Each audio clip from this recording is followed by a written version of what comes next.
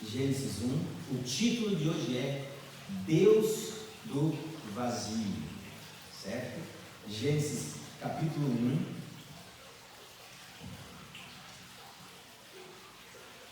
Gênesis 1, capítulo 1, verso 2. Bem no iníciozinho da Bíblia, Gênesis capítulo 1, verso 2. Antes de lermos, vamos invocar Deus já está aqui, nós vamos fazer mais uma pequena oração. Papai do céu, o Senhor conhece as nossas limitações, tanto para falar, como também para entendermos a Sua palavra. Nesse instante, abre a nossa mente, que nós possamos aprender corretamente tudo aquilo que o Senhor quer nos dizer, e que possamos colocar na nossa vida a Sua mensagem e vivê-la diariamente. Cuide dos nossos, cuide da nossa saúde. Continue abençoando essa cidade, ó Deus, e também abençoe o Brasil, o mundo, todos que estão com esse problema da pandemia. Que o Senhor possa visitar cada um. É o que eu te peço e te agradeço por Jesus. Amém. Gênesis 1, versinho 2. Você pode acompanhar na Bíblia. Eu trouxe escrito aqui também. Gênesis 1, verso 2 diz assim: E a terra, como que era a terra aí? E a terra, porém, estava sem forma e vazia. Havia trevas sobre a face do abismo, e o Espírito de Deus pairava por sobre as águas. Assim começa o livro de Gênesis, falando da terra. A terra sem forma e vazia. Estranho, né? Vazio. O que o dicionário nos fala sobre vazio? Eu fui lá no Aurélio, eu acho que esse no Aurélio não tem das internet lá, e lá está dizendo o seguinte: vazio que não contém nada, absolutamente nada, falto, privado ou carente de algo, destituído de qualidades positivas, que não produz efeito, inútil. Quando Deus vem a essa terra, segundo Gênesis 1, olha para a terra, ele vê uma terra inútil. O que adianta um troço cheio de água? Eu que tenho problema com água, eu sobre um troço de água eu corro. Eu morro de medo de morrer afogado. Cair de avião não tem um problema, mas afogado é complicado. Porque eu, quando era criança, eu quase me afoguei assim, a meio metro da beirada de uma piscina. Eu fiquei com trauma disso. Uma outra criança me viu, falou, botou a mão, colocou minha mão assim. Entende? O que adianta um monte de água? Nada. E Deus, quando olha para esse planeta, para essa terra, Deus vê algo que ele precisava resolver, porque estava desprovido, estava inútil, sem efeito. Característica da terra, vamos só relembrar: sem forma, vazia, trevas, abismo e água.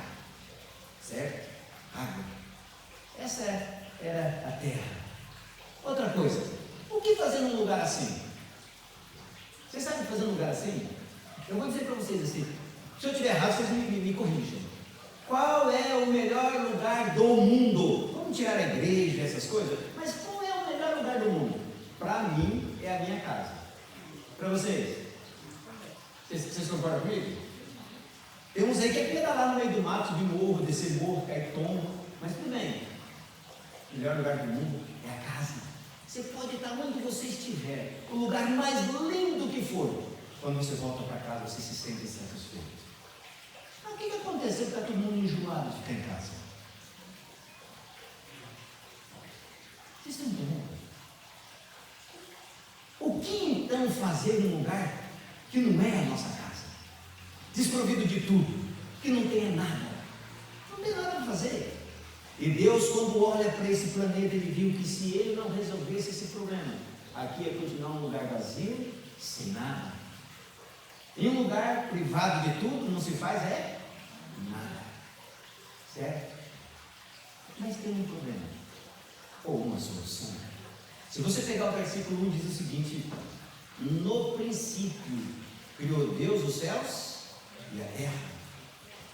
E no finalzinho do verso 2, tem algo que é magnífico, e é isso que nós vamos aprender hoje. A terra estava vazia, sem forma e inútil. Ela estava que nem a nossa casa, quando a gente fica preso dentro dela sem ter o que fazer. Enche as paciências, não tem o que fazer, acaba não tendo nada mais o que fazer, o que se mexer. Parece que as pessoas já se tornam estranhas. A terra estava absolutamente assim, estranha de tudo. Mas termina o verso dizendo assim: e o Espírito de Deus pairava sobre as águas. E a questão é: onde o Espírito de Deus está, onde se manifesta o Espírito de Deus, o que será que acontece? O que será? Será que acontece alguma coisa que é inútil, que é fútil, que é desprovido de tudo? Se Deus estiver num lugar assim, se Deus pudesse manifestar num lugar assim, como será que fica esse lugar? Olha que magnífico. Se você pegar Gênesis 1, até o final do Gênesis 1, você vai prestar atenção o que acontece quando Deus está num lugar inútil. Olha só, começa assim, o texto já começa dizendo o seguinte: olha, primeira coisa, Deus acaba com a escuridão do lugar inútil. Primeiro passo. Segundo passo, Deus pega aquele montão de água que não resolve para nada, a não ser matar com a boca afogado, e Deus começa a separar um pouco lá em cima e um pouco aqui embaixo. Depois, Deus separa as águas da terra, Deus cria a natureza. Depois Deus pega e faz o sol, a lua, as estrelas. Depois Deus faz os pássaros, as aves, os animais que a gente conhece por aí. Depois Deus cria os répteis, os elefantes, os cavalos, o jacaré, o leão. Coisas lindas Deus cria. E Deus termina a criação dele naquele sexto dia, criando o homem e a mulher. E no sétimo dia Deus cria o descanso. Ou seja, quando Deus está no lugar, quando o Espírito Santo está no lugar, Deus faz um milagre fantástico. Quando Deus entra em cena, não há caos que permaneça. É isso que nós temos que entender. Quando o Espírito de Deus entra em cena, quando você coloca o Espírito de Deus em cena, a tragédia que estiver, Deus conserta, Deus transforma. E Deus transformou o que não tinha forma, Deus transformou o que era vazio, Deus fez tudo, o que era abismo, o que era trevas, o que era um montão de água.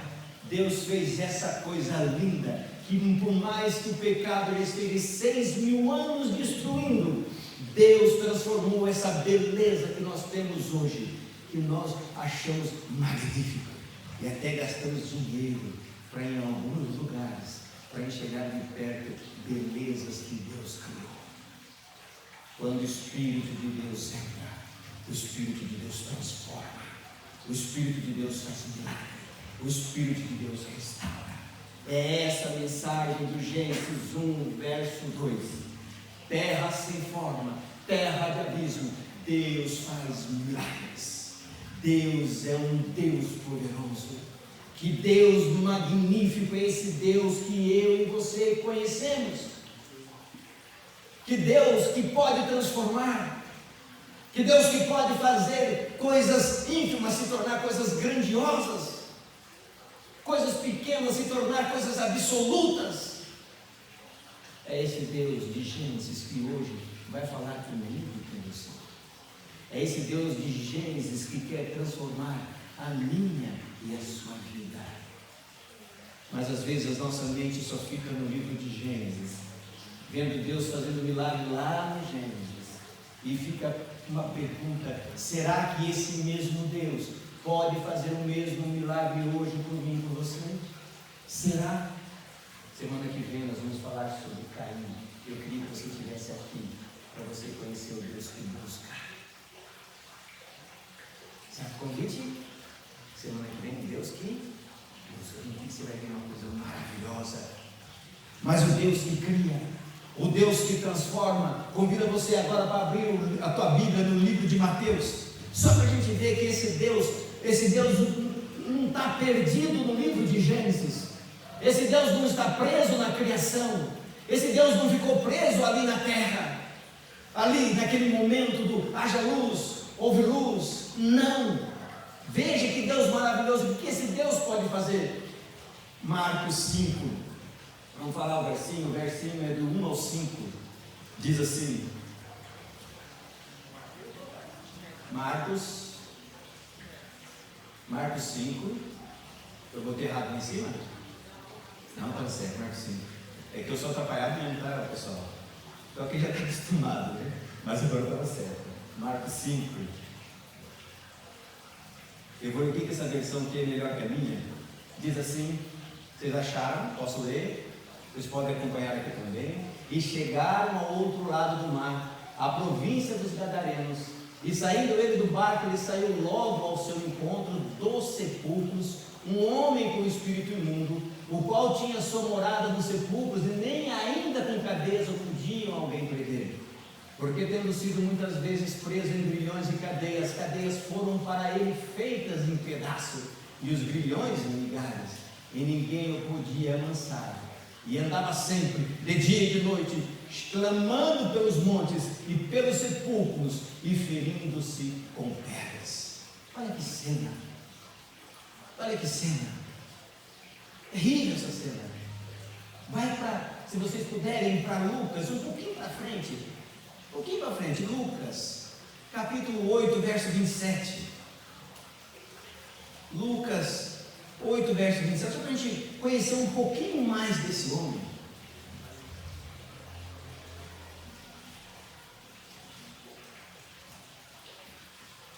Lucas 8, versinho 27. Me arruma a Bíblia, depois de novo. Tá? Eu esqueci. Professor, eu esqueci. Na outra série você me ensinou, eu já esqueci. Lucas 8, verso 27, falando do mesmo homem. Lucas completa a visão dizendo o seguinte: e quando desceu para a terra, saiu-lhe ao encontro, vindo da cidade, um homem que desde muito tempo estava possesso de demônio, e não andava vestido, nem habitava em qualquer casa, mas nos sepulcros. Esses dias eu indo ali para aqueles bairros ali de cima, esqueça de dar uma termina. E era uma noite, eu estava visitando meu amigo Romanelli, e passa correndo um homem nu. Eu vi aquele troço, eu quase desmaiei, eu vi, caramba, senão não dá para estar. Eu fico imaginando agora a cena. Jesus passa a noite no mar, chega no outro lado do mar, e quando eles chegam, vem correndo ao encontro dele um homem nu, que morava no sepulcro, não se penteava, porque lá não tem, sei lá, né? Não fazia as unhas, não tomava banho, e vinha correndo ao encontro de Jesus e dos discípulos. Essa foi a cena quando eles chegaram. A escritora Ellen White, para nós adventistas, nossa profetisa, ela vendo essa cena no livro Desejado de Todas as Nações, na página 234, ela diz assim: de manhã cedo, o Salvador e seus companheiros chegaram à praia, e a luz do sol nascente banhava a terra como bênção de paz. Quem já foi na praia, não é gostoso? Você chega de manhã, então fica pensando assim, os discípulos, Jesus, Pedro, assim, se esticando, chegando, pisa na cara, bem gostoso. Mas assim que pisaram a terra, deparou-se-lhes uma cena ainda mais terrível, que a fúria da tempestade. Você lê no 4, finalizando o 4, você vai ver uma tempestade que quase matou os discípulos do coração, certo? De um lugar oculto entre os sepulcros, dois loucos, livro de Mateus fala dos, Marcos e Lucas, quando eles escrevem, um chamou a atenção. Os teólogos dizem o seguinte: provavelmente o outro devia ser uma pessoa ainda bem menor de idade, então ela não era contada. De um lugar oculto entre os sepulcros, dois loucos avançaram sobre eles como se os quisessem despedaçar. Pendiam-lhes pedaços de cadeias que haviam partido para fugir da prisão. Tinham a carne dilacerada e sangrando nos lugares em que se haviam ferido com pedaços agudos. Imagina essa cena, terrível. Eu vou dizer para vocês, eu sou muito macho, mas eu ia correr. Eu ia voltar para o outro lado nadando, mas a 1000 quilômetros. Lembra o Pernalonga, né? Mas eu ia correr por cima da água de medo. E continua: brilhavam-lhes os olhos por entre os longos e emaranhados cabelos, como que se apagara neles a própria semelhança humana, pela presença dos demônios que os possuíam. Parecendo mais feras que criaturas humanas. Imagina a cena: os discípulos e seus companheiros fugiram aterrorizados. Notaram, porém, depois que Jesus não se achava com eles. Interessante. Os discípulos ficaram acreditando. Eu fico imaginando, quem sabe o maior deles devia ser o Pedrão, né? Porque o Pedrão, aquilo corria com os passos assim. E de repente ele olha assim: eu corro bastante. Como é que corre Jesus? Ele olha para o lado: cadê Jesus? De repente ele olha para trás, e a cena que ele vê é o seguinte: Jesus permaneceu no mesmo lugar na onde eles começaram a corrida. Os discípulos fugiram, mas Jesus permaneceu.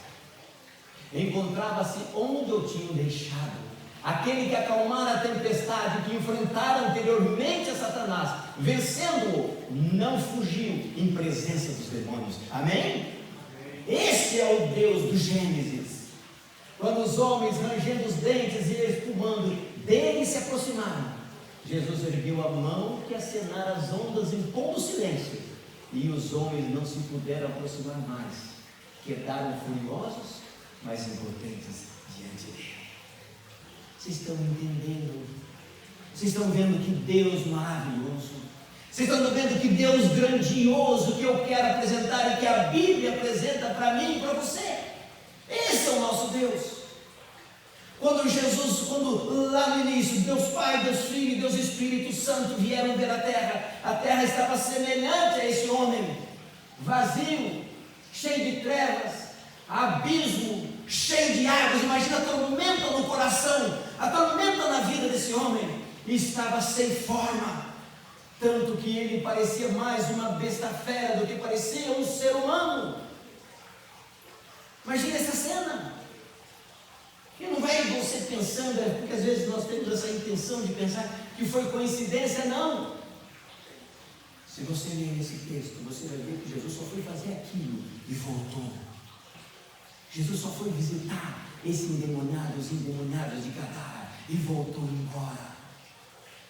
Jesus foi lá porque Jesus sabia que havia alguém que, como no princípio, precisava do poder do Espírito Santo, precisava do Deus que pairava sobre as águas, precisava do Deus que tinha o poder de criar, de recriar, de acabar com a escuridão, de fazer de um lugar seco, árido, torrentes de água e de alegria. Jesus foi lá porque esse homem precisava de Jesus. O Deus do Gênesis estava ali. E nós vimos aonde o Deus do Gênesis está, acabou a escuridão, acabou as trevas, acabou o não ter forma. Sabe por quê? Porque o Deus que criou a primeira vez tem o poder de recriar. O Deus que criou a primeira vez tem o poder de recriar. Eu fico aqui pensando, o que eu e você temos hoje para ser recriados em nós? Qual o vazio da alma que temos? Que às vezes enchemos de água, enchemos de escuridão, enchemos às vezes com vícios, com drogas para tentar se encontrar. E essas coisas só acabam cada vez mais comigo e com você. E Deus hoje ele está saindo de lá onde ele está atravessando o mar para te encontrar aqui e dizer para você: se for preciso, eu recrio, eu acabo com tudo. Só para você ver em Lucas 8, verso 35, um pouquinho à frente do verso que você está. Lucas 8, 35, não sei se você está lá ainda, né? Mas se não estiver, eu espero. Lucas 8, verso 35, você fica no 35, e depois nós vamos ler o 39 e 40. Só para você ver como Deus é poderoso, como Deus é fantástico, como Deus tem capacidade de refazer tudo na sua vida, de pegar aquilo que você hoje considera uma tragédia e fazer essa tragédia transformar em bênção. Como Deus tem capacidade de pegar você no seu relacionamento que às vezes parece que vai para a água abaixo ou para o ralo, trazer de volta ao amor, à felicidade. Como Deus faz você às vezes quando perde um emprego, quando perde uma empresa, ou quando perde algo de muito valor. Deus ele consegue preencher, refazer e trazer de volta a alegria. Olha o que acontece com esses homens. A Bíblia diz o seguinte, em Lucas 8, verso 35, diz assim: e saíram a ver o que tinha acontecido e vieram ter com Jesus. Isso é o pessoal lá de Gadara. Ficaram sabendo o que tinha acontecido com os porcos. E eles vieram ver o que aconteceu lá na beira da praia, que nem os curiosos, já viu? Bate o carro na esquina, não dá 2 minutos, está lá o Joel, está o Gilmar, está o Jefferson, está todo mundo olhando o que aconteceu. E todo mundo correu para a praia. Quando eles chegaram na praia, acharam então quem? O homem, de quem havia saído o quê? Os demônios. E como é que ele estava? O homem que estava nu, como é que ele estava agora? Vestido. O homem louco que gritava montanha abaixo, como é que ele estava agora? Em são juízo. Aquele homem que vivia louco para cima e para baixo, não parava de jeito nenhum. O que a Bíblia fala? Assentado aos pés de quem? De Jesus. Amém? Vocês estão vendo o que esse Deus pode fazer na sua vida? Você está vendo que se você permitir, o que Deus pode fazer? Sabe, Deus muitas vezes, e todas as vezes, Ele atravessa o mar e chega na praia do nosso lar, do nosso emprego, dos nossos relacionamentos, da nossa vida. Só que ao contrário desses homens, ao invés de corrermos para Jesus, muitas vezes corremos de Jesus, achando que os nossos pensamentos, o nosso agir vai ser melhor. Mas graças a Deus que esse homem foi para Jesus. E continua o texto. Agora era o 39 e 40, diz o seguinte: torna para a tua cruz, para a tua casa. Jesus agora olha para aquele homem bonitinho, tomado banho, limpinho, com perfume importado da França, cheirosinho, 0 bala. Deus olha para ele e fala assim: chefe, vai para casa você. Se você pegar um pouquinho antes, você vai ver que o homem ficava na barra de Jesus assim, ó: não, eu quero ir contigo, eu quero ir contigo, eu quero ir contigo. Não, mas Jesus não precisava dele junto com Jesus. Jesus precisava dele aonde? Em Gadara. Jesus falou: não, vai para a tua casa. Quando o milagre acontece, não é para você ir para o boteco beber, não. Não é para você fazer uma roda de amigos, não. Quando Deus te dá uma bênção, é para você investir na sua família, na sua casa, no seu lar. Olha, vá para a sua casa. Conta como grandes coisas Deus te fez. E ele foi apregoando por toda a cidade como grandes coisas Jesus havia feito por ele. E aconteceu que quando voltou Jesus, um outro tempo, uns 3, 4 meses depois, Jesus volta. Lembra que Jesus foi mandado embora? Quando Jesus volta, o que a Bíblia diz? Multidão o recebeu. Por quê? Porque todos estavam esperando Jesus. Sabe, se eu e você contarmos para as pessoas o que Jesus fez por mim e por você, as pessoas vão querer conhecer Jesus. Não precisa ser crente para isso, não. Você acordou hoje, você respirou, você vai dormir.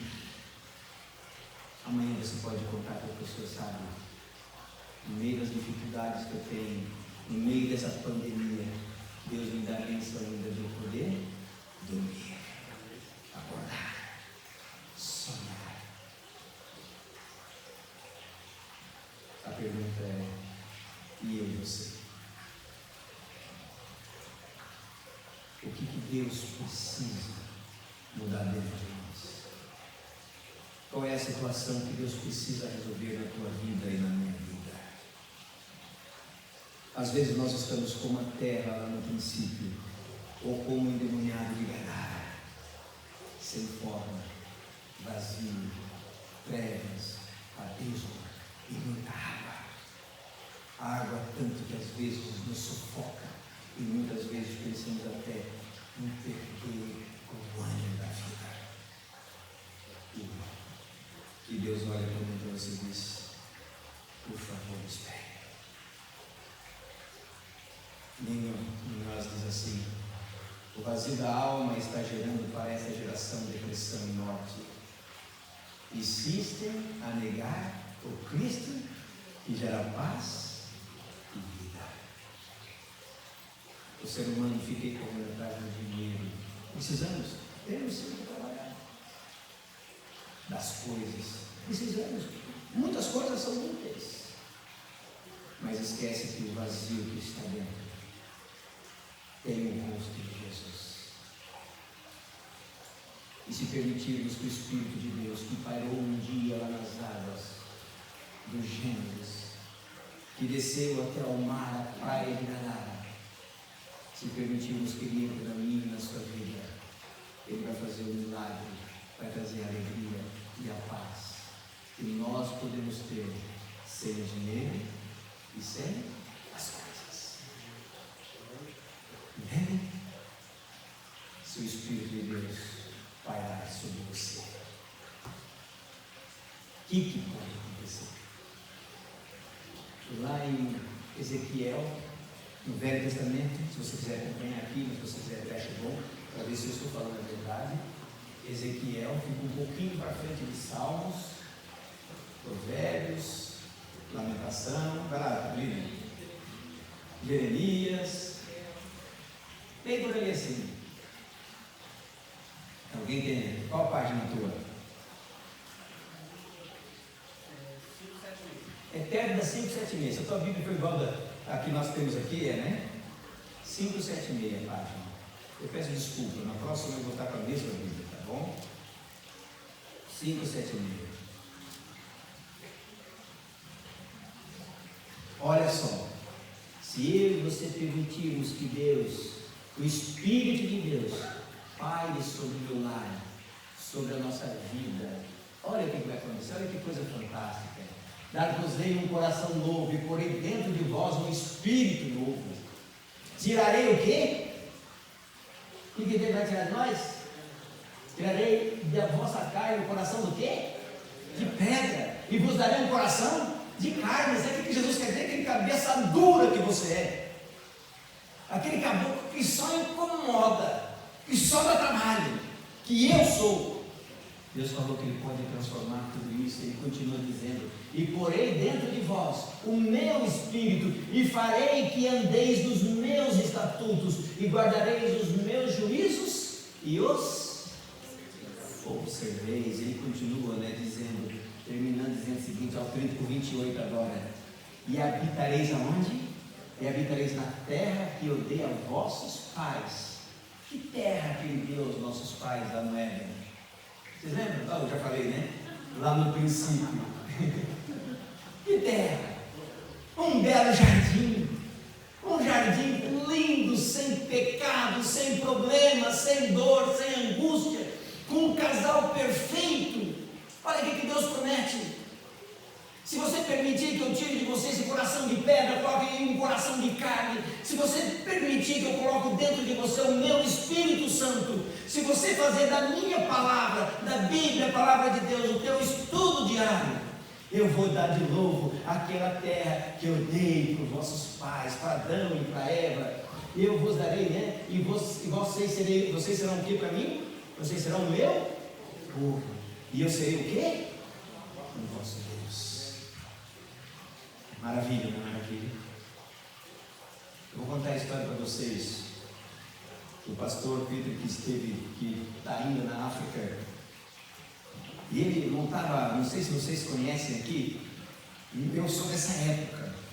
Chegávamos numa cidade onde não tinha, o evangelho precisava ser pregado, montávamos uma barraquinha que cabia umas 80, 100 pessoas, e dávamos o curso como deixar de fumar, e aos poucos nós começávamos a falar de Jesus.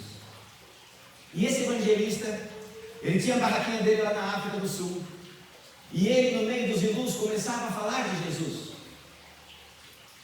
E ele pregava, mas acontecia uma coisa interessante. Da mesma maneira que as pessoas entravam para a igreja, elas voltavam de novo para os seus velhos hábitos. E um dia chegou uma senhora para ele e disse assim: pastor, o senhor crê que o seu Deus realmente é poderoso? Creio. O seu Deus realmente é mais poderoso do que o meu? Sim. Qual era o Deus dos hindus? Magia negra? Sim. Tá bom, pastor. Eu estou com uma filha amarrada lá no toque em casa endemoniada. O espírito entrou nela e não sai mais. Se o teu Deus é mais poderoso que o meu, por favor, vai lá e tira. O pastor ficou preocupado, mas foi. Quando chegou lá, e ele tentava expulsar da menina o espírito mal, não conseguia. Não conseguiu. Foi para a cidade e chamou os outros missionários que tinham lá e falaram: nós precisamos lá fazer o trabalho. Então foram lá na casa, tiraram a menina da casa e levaram para um sítio, onde ficaram orando pela menina, jejuando pela menina. E a menina teve que ser devolvida para casa, pior do que quando eles levaram a casa. Ele foi frustrado com Deus. Com Deus, como é que pode, Deus? O que eu vou fazer nessa cidade aqui? O que eu vou fazer nesse país? Eu prometi para todos que o Senhor era mais poderoso. Estou indo embora.